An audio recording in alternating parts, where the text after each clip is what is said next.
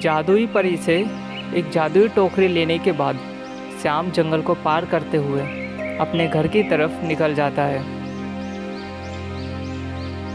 गीता, यह देखो मैं क्या लेकर आया हूँ। क्या लाए हो आप? बस ये है एक टोकरी।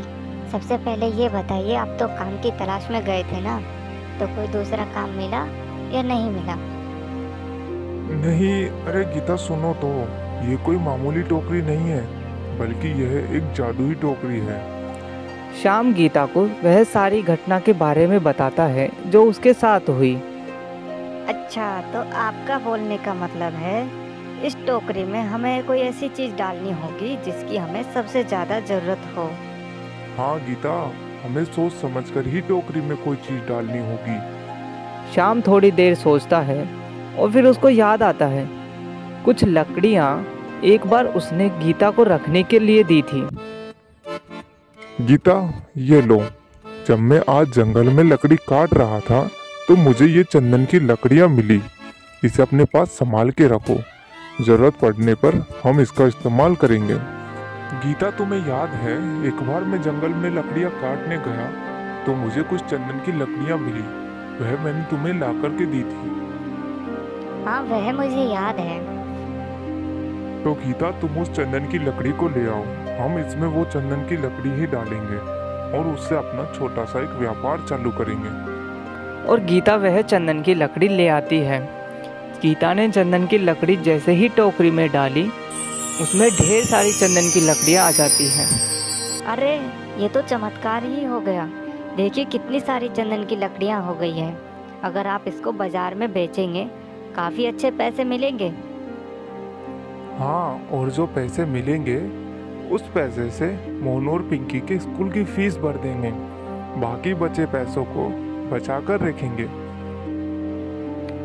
अगले दिन शाम सेठ मनीराम के यहाँ काम पर न जाकर चंदन की लकड़ियों को बेचने के लिए बाजार की ओर निकल पड़ता है।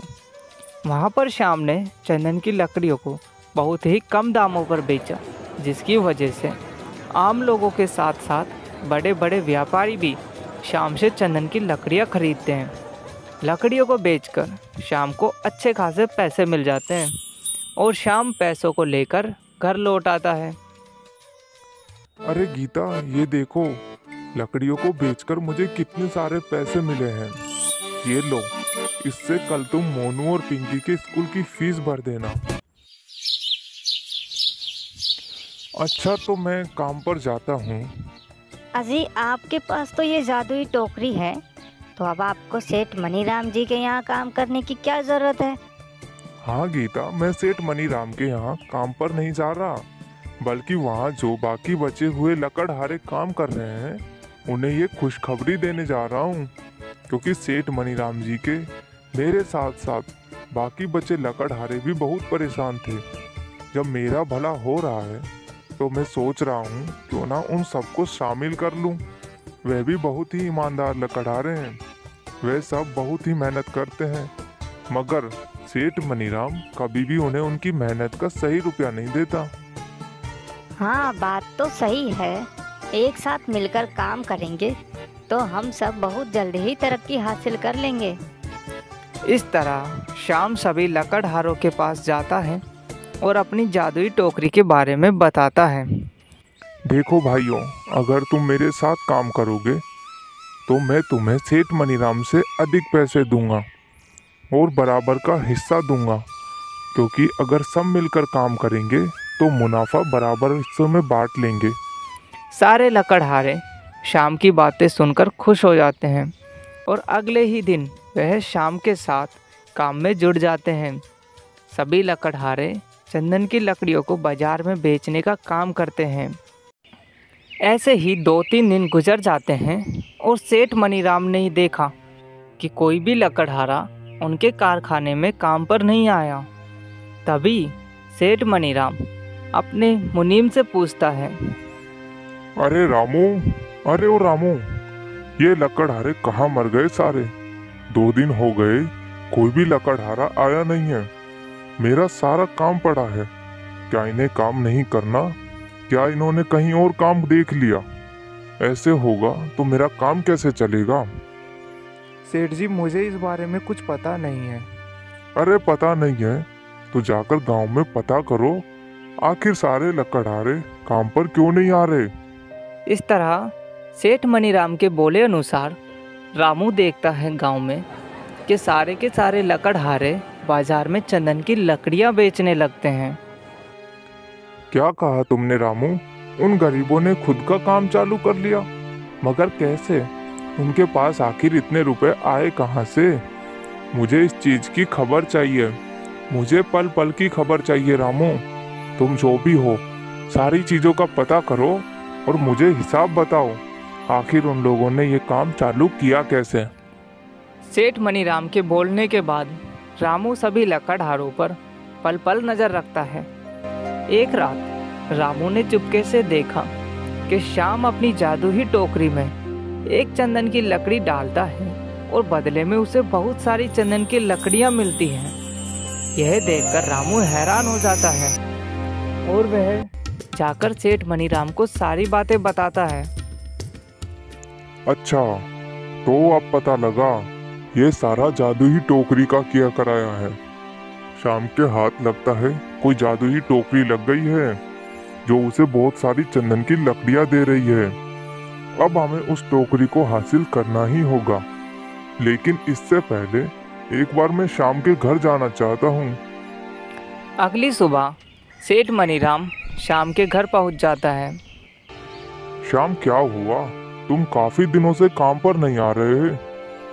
सेठ जी, वो क्या है, मैंने अब अपना खुद का काम खोल लिया है तो मैं अब वही करता हूँ। अच्छा, मगर यह तो बता तूने अपना काम खोला कैसे? तेरे पास इतने पैसे आए कहाँ से?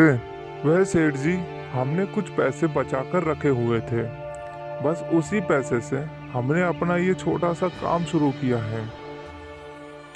यह शाम बहुत चालाक है, यह मुझे ऐसे उस जादुई टोकरी के बारे में नहीं बताएगा। लगता है इसकी जादुई टोकरी चुरानी ही पड़ेगी। अगली ही रात सेठ मनीराम मौके का फायदा उठाकर शाम की उस जादुई टोकरी को चुरा लेता है और अपने घर ले आता है। अरे ओ रामू, क्या यही है वो जादुई टोकरी? तूने सही से तो देखी थी ना, जिसमें चंदन की लकड़ी डालो तो ढेर सारी चंदन की लकड़ियां देती है। जैसे ही सेठ मनीराम ने उस जादुई टोकरी में चंदन की लकड़ी डाली, वहाँ बारिश होने लगती है पत्थरों की, और उस पत्थर की बारिश से सेठ मनीराम बुरी तरह घायल हो जाता है और वहीं बेहोश हो जाता है।